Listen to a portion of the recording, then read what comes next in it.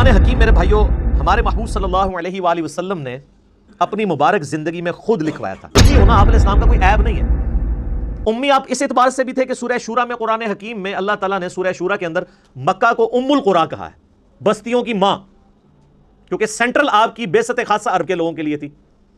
اس وجہ سے بھی آپ امی ہیں. نبی علیہ السلام نے مولا علی سے کہا تو انہوں نے کہا یا رسول اللہ میں آپ کا نام نہیں مٹاؤں گا. حالانکہ حکم ادب پہ فوقیت رکھتا ہے, لیکن نبی علیہ السلام نے بھی اس چیز کو سمجھا یہ محبت کی وجہ سے ہی کہہ رہا ہے. پھر آپ نے فرمایا ایسا مجھے بتاؤ میں خود کاٹتا ہوں. تو بخاری کے الفاظ ہیں آپ نے محمد رسول اللہ پر لکیر پھیر کے اپنے مبارک ہاتھوں سے محمد ابن عبداللہ لکھا. سیدہ فاطمہ نے آپ علیہ السلام کی وفات سے کچھ عرصہ پہلے آپ علیہ السلام سیدہ فاطمہ کو ملنے گئے یا آپ کو ملنے کے لیے آئیں تو آپ صلی اللہ علیہ وآلہ وسلم نے ان کے کان میں ایک بات کہی تو وہ رو پڑی, اور ایک اور بات کی تو وہ ہنس پڑی. پہلے آپ نے یہ بات کی کہ ہر سال جبریل علیہ السلام میرے پاس ایک دفعہ آتے تھے دورہ قرآن کے لیے, اس دفعہ 2 دفعہ آئے ہیں, مجھے لگتا ہے کہ میں آئندہ برس زندہ نہیں رہوں گا. تو اس پہ سیدہ فاطمہ رو پڑی. پھر آپ علیہ السلام نے ان کے کان میں کہا کہ کیا تم اس بات پہ خوش نہیں ہو کہ اللہ تعالیٰ نے تمہیں جنتی عورتوں کی سردار بنایا ہے اور میرے مرنے کے بعد سب سے پہلے میرے اہل بیت میں سے تم مجھے آ کے ملو گی. 6 مہینے بعد ان کی ڈیتھ ہو گئی. قرآن حکیم میرے بھائیوں ہمارے محبوب صلی اللہ علیہ وآلہ وسلم نے اپنی مبارک زندگی میں خود لکھوایا تھا. اس کی ایک ایک آیت, اس کی صورتوں کی ترتیب, اور کس جگہ پہ کون سی آیت مکمل ہوتی ہے, کون سی صورت پہلے ہے کون سی بعد میں ہے, سورۃ الفاتحہ سے لے کر سورۃ الناس تک ایک ایک ٹائنیز ڈیٹیل یہ ہمارے محبوب صلی اللہ علیہ وآلہ وسلم نے خود لکھوائی ہے ریٹن فارم میں. قرآن بھی کہتا ہے نا الذی علم بالقلم. قرآن حکیم کی جو پہلی 5 آیات سورۃ العلق کی نازل ہوئی ان میں اللہ تعالیٰ نے پین کے بارے میں کہا ہے کہ پین کے ذریعے, قلم کے ذریعے اللہ نے علم کو سکھایا ہے. نسل در نسل علم ٹرانسفر ہوا ہے پین کے ذریعے. اب اسی کی ماڈرن فارم آپ کے سافٹ ویئرز ہیں, پی ڈی ایفس ہیں, جو کچھ بھی ہیں الٹیمیٹلی پین ہی ہے نا. چاہے وہ ان پیج میں آپ ٹائپ کر لیں یا مائکروسافٹ آفس میں ٹائپ کر لیں, وہ پین ہی ہے ماڈرن فارم میں, سافٹ فارم میں. تو نبی علیہ السلام وہی لکھواتے تھے, پھر وہی لکھوانے کے بعد پھر آپ کراس چیک کرتے تھے. بخاری مسلم میں درجنوں احادیث اس پر گواہ ہیں. آپ علیہ السلام لکھوا کے پھر کہتے تھے پڑھو, وہ پڑھ کے سناتے تھے. پھر نبی علیہ السلام اس کو اگر کہیں پر غلطی ہوتی تھی ریکٹیفائی کرتے تھے لکھنے میں. اور پھر سورۃ القیامہ میں اللہ تعالیٰ نے باقاعدہ اس چیز کو ایڈریس کیا ہے کہ نبی صلی اللہ علیہ وآلہ وسلم کو اللہ تعالیٰ نے حکم دیا کہ جب قرآن نازل ہو آپ اپنی زبان کو تیزی سے حرکت نہ دیا کریں کہ اسے کریم کر لیں. ہمارے ذمے ہے آپ کو اس قرآن کو یاد کروانا اور اس کا بیان بھی. اس کانٹیکسٹ میں بخاری میں حدیث بھی عبداللہ ابن عباس کہتے ہیں کہ نبی علیہ السلام کے سینے پہ جب قرآن نازل ہوتا تو آپ اپنی مبارک زبان کو تیزی سے حرکت دیتے تھے, جو کچھ آپ کے سینے میں آتا تھا اسے بیان کرنے ریپیٹ کرتے تھے تاکہ میں کہیں بھول نہ جاؤں. تو اللہ تعالیٰ نے کہا یہ آپ بھولیں گے نہیں, یہ ہمارے ذمے ہے قرآن کو یاد کروانا بھی اور اس کا بیان بھی, اس کی تشریح بھی سنت اور احادیث کی فارم میں. یہ اللہ تعالیٰ نے اپنے ذمے لیا. آپ علیہ السلام لکھواتے تھے, پھر کاؤنٹر ویریفائی کرتے تھے, سنتے تھے. حتیٰ کہ بخاری میں آتا ہے کہ نبی علیہ السلام سے ہر سال حضرت جبرائیل علیہ السلام دورہ قرآن کیا کرتے تھے. جتنا قرآن نازل ہوا ہوتا تھا نا, آپ علیہ السلام حضرت جبرائیل کو سنایا کرتے تھے اسی ترتیب سے, کون سی آیت کس جگہ پہ رکھی ہوئی ہے, کس صورت میں. یہ اکٹھی تو نہیں نازل ہوئی, بعض مکی صورتیں ایسی ہیں ان میں مدنی آیات ہیں, وہ اللہ تعالیٰ نے وحی کے ذریعے بتایا کہ جو مصحف لوح محفوظ میں اس کی ترتیب یہ ہے, آپ نے اس طریقے سے امت کو لکھوانا ہے. تو آپ علیہ السلام لکھواتے تھے.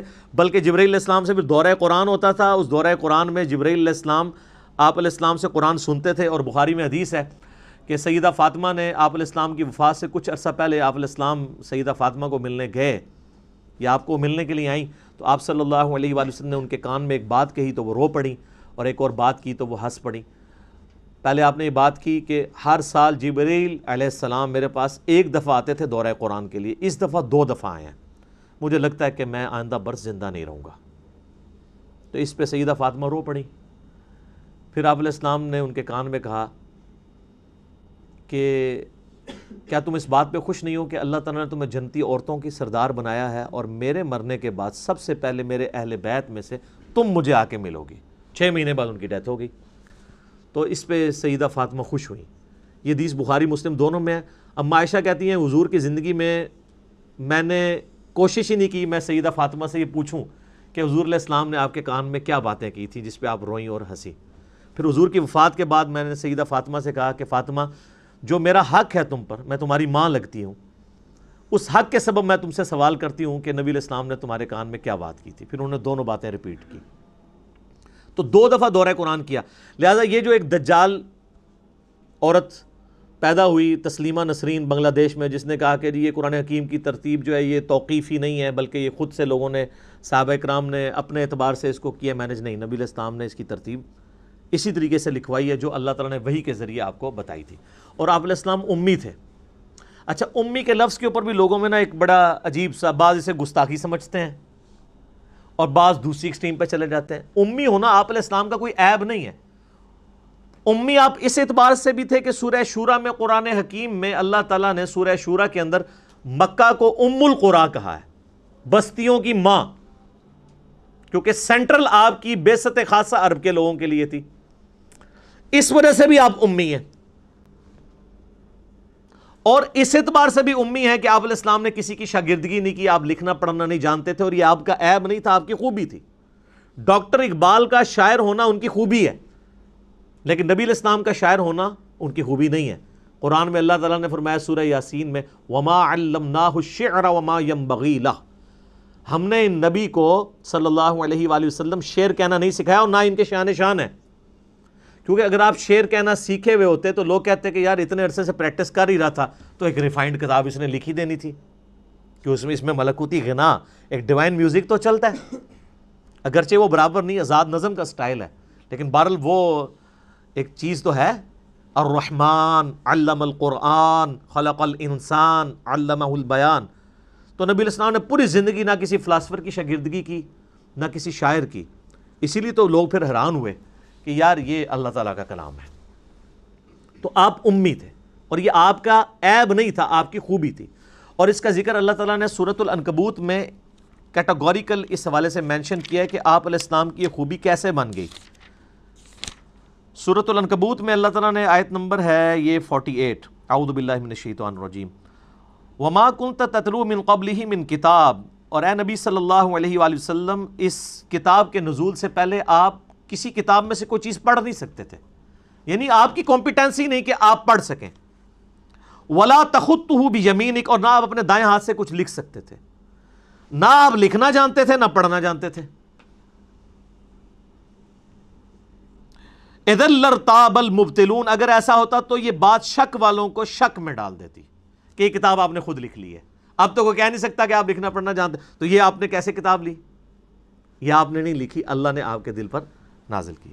بل ہوا آیات بینات، بلکہ یہ تو اللہ کی آیات ہیں، فی صدور الذین اوتوا العلم، ان کے سینوں میں جن کو اللہ نے علم دیا ہے، وما یجحد بآیاتنا الا الظالمون، اور ہماری آیات سے تو انکار نہیں کرتے مگر ظالم لوگ۔ وقالوا لولا انزل علیہ آیات من ربی، اور یہ کہتے ہیں کہ اس نبی کو کوئی معجزہ کیوں نہیں ان کے رب کی طرف سے دیا گیا۔ اچھا، یہ آیت قرآن میں درجنوں دفعہ آتی ہے، اور ایک بندہ حیران ہو جاتا ہے کہ ہم تو بچپن سے اتنے حضور کے معجزے سن رہے ہیں، اور قرآن میں بار بار کافر اعتراض ہی کر رہے ہیں کہ آپ کو معجزہ کیوں نہیں دیا گیا۔ معجزات ہیں بخاری مسلم میں، ٹینجیبل فارم میں، فزیکل فینومینا آف نیچر توڑنے والے حصی معجزات، لیکن قرآن حکیم میں جو وہ معجزات وہ ڈیمانڈ کرتے تھے نا، وہ سورہ بنی اسرائیل میں ہیں، جس میں میں نے 4 لیکچر دیے، مثلا number 131 A B C D، 9 معجزات وہ مانگتے تھے۔ وہ کہتے تھے ہمارے سامنے آسمان پہ چڑھ کے بتاؤ، اور صرف چڑھنے کو نہیں مانیں گے، اوپر سے ہمارے سامنے یوں کتاب لے کے نازل ہو، آپ یوں اشارہ کرو تو آپ کے لیے نہریں رواں ہو جائیں، باغات میں پھل اگنے شروع ہو جائیں۔ تو اللہ تعالیٰ نے ساری باتوں کے جواب میں کہا کہ تم کہہ دو میں ایک بشر ہوں، ایک انسان ہوں۔ تو معجزہ نبی علیہ السلام کا جس پہ دعوی نبوت ہے نا، وہ ایک ہے، وہ یہ کتاب ہے، کیونکہ قیامت تک کے لیے نبوت ہے۔ آج آپ علیہ السلام کی جو بخاری مسلم میں معجزات ہیں کہ آپ علیہ السلام نے پانی کے ایک پیالے میں ہاتھ رکھا تو 1500 صحابہ نے وہ پانی پیا، جانوروں کو پلایا، سٹور کر لیا۔ اور بخاری مسلم میں جابر بن عبداللہ کے الفاظ ہیں، واللہ اگر ہم 1,00,000 بھی ہوتے تو وہ پانی زیادہ تھا جو ایک پانی کے پیالے میں سے آپ کی مبارک انگلیوں سے نکل رہا تھا۔ اور واللہ یہ معجزہ جو ہے نا، حضرت موسیٰ کے معجزے سے بھی بڑا ہے۔ حضرت موسیٰ علیہ السلام تو پتھر پہ آسا مار کے پتھر سے تو پانی نکل آتا ہے، گوشت میں سے پانی نہیں نکلتا، لیکن اس کو دعوی نبوت کے لیے کلیم نہیں کیا گیا۔ یہ تو صحابہ کے سامنے ہوا۔ دعوی نبوت کے لیے صرف قرآن ہے، کیونکہ ہم اس معجزے کی ویڈیو نہیں نا آج دکھا سکتے۔ کس طرح کلیم کریں قرآن کی؟ ہم کہتے ہیں یہ چیک کریں، اس کو سائنس پہ پیش کریں، کسی اعتبار سے چیک کریں۔ تو ادھر ہی اللہ تعالیٰ نے اس ٹروتھ کو ریویل کیا۔ یہ کہتے ہیں یہ کافر کہ نبی علیہ السلام پہ معجزہ کیوں نہیں نازل کیا گیا؟ قل انما الآیات عند اللہ، اے نبی فرما دیجئے کہ معجزے تو اللہ کے پاس ہیں، وانما انا نذیر مبین، اور میں تو صرف ڈر سنانے والا ہوں۔ اولم یکفیہم، کیا ان کے لیے یہ معجزہ کافی نہیں ہے، انا انزلنا علیک الکتاب یتلی علیہم، کہ ہم نے ان کے اوپر کتاب نازل کی ہے جو ان پہ تلاوت کی جاتی ہے. یعنی نبی علیہ السلام کا واحد معجزہ کیا ہے؟ قرآن. یہ بڑا مشکل ٹاپک ہے، کیونکہ اس ٹاپک کو ڈسکس کریں گے تو گستاخی کا فتویٰ لگ جائے گا. اچھا جی باقی معجزات کو نہیں مانتے؟ وہ مانتے ہیں، کلیم نہیں کرتے ان کو نبوت کی دلیل پہ، کیونکہ ہم اس کو پیش نہیں کر سکتے. کون فزیکلی اس کو چیک کروا سکتا ہے؟ آج جوز پیش کر سکتے ہیں حضرت موسیٰ علیہ السلام کا عصا نکال کے بھی لے آئے، وہ تابوت سکینہ میں کہتے ہیں پڑا ہوا ہے، لے آؤ، لاؤ اسے اجدا بنا کے بتاؤ. نہیں. عیسائی حضرت عیسیٰ علیہ السلام کے مردہ زندہ کرنے کو ویڈیو دکھا سکتے ہیں. تو ہم جس کی بنیاد پہ نبی علیہ السلام کے لیے پروفٹ ہونا کلیم کر رہے ہیں، ہم کہتے ہیں یہ لیں، دیکھیں فزیکل فارم میں آپ کے سامنے یہ معجزہ ہے. تو یہ قرآن حکیم کی آیات اس پر ثبوت ہیں کہ یہ کتاب ہے جو معجزہ ہے. ان فی ذلک لرحمہ، اس میں ہے، بے شک اس میں ہے رحمت، و ذکریٰ لقوم یؤمنون، اور اس میں نصیحت ان کے لیے جو بات ماننا چاہیں گے. جو بات نہیں ماننا چاہتے ان کے لیے کوئی نصیحت نہیں ہے، جو بات ماننا چاہے گا اس کے لیے کتاب اللہ میں نصیحت ہے. تو یہ بڑا کریٹیکل ٹاپک ہے، اور اس میں آپ کو ضمناً بتا دوں، بخاری مسلم میں ڈیٹیلڈ احادیث ہیں. نبی علیہ السلام پہ جو پہلی وحی نازل ہوئی تھی غار حرا میں، وہ سٹارٹ یہ حدیث اس سے ہوتی ہے، مشکات میں آپ کو 30 جلد میں مل جائے گی، کہ جب نبی علیہ السلام کی مبارک زندگی کا 40واں سال آیا تو آپ صلی اللہ علیہ وآلہ وسلم کا اچانک دل دنیا سے اچاٹ ہو گیا. آپ بڑی ایک ڈائنامک لائف گزار رہے تھے، کامیاب مکے کے تاجر تھے، مکے کی امیر ترین عورت کے ساتھ آپ کی شادی ہوئی تھی، اور آپ ہر مکے کے رہنے والے ہر شخص کی آنکھوں کا تارا تھے، صادق اور امین تھے. اچانک ایک بندہ جو اتنا ایکسٹروورٹ ہو، گھر سے وہ کھانا پیک کر کے اور غار حرا میں جانا شروع ہو گیا، اور چند دنوں کے بعد فرشتہ آ گیا وہاں پہ. تو نیچے لوگوں نے یہ بھی سوچنا شروع کر دیا کہ یار یہ اکیلا غار میں بیٹھے رہتا تھا، ہو سکتا ہے اس پہ کوئی آسیب کا سایہ ہو گیا ہو. لیکن جب کلام سنا تو میں نے پچھلی دفعہ وہ زماد والی حدیث سنائی تھی نا، تو کتنا اثر ہوا ان کے اوپر. تو سیدہ خدیجہ کھانا باندھ کے دیا کرتی تھی. آپ کے بزرگ تو 2 سال تک کچھ کھاتے نہیں ہیں، لیکن نبی صلی اللہ علیہ وآلہ وسلم اپنا کھانا گھر سے لے کے جایا کرتے تھے. یہ ہے سچائی جو بخاری مسلم میں، وہ ہیں کہانیاں. تو وہاں پہ سیدہ عائشہ کے الفاظ ہیں بخاری مسلم دونوں میں کہ آپ پہ جب پہلی وحی نازل ہوئی تو فرشتہ انسانی شکل میں آیا اور اس نے آپ علیہ السلام کو کہا اقرا، پڑھ. تو نبی علیہ السلام نے کہا ما انا بقاری، میں تو پڑھا لکھا نہیں ہوں، امی تھے آپ.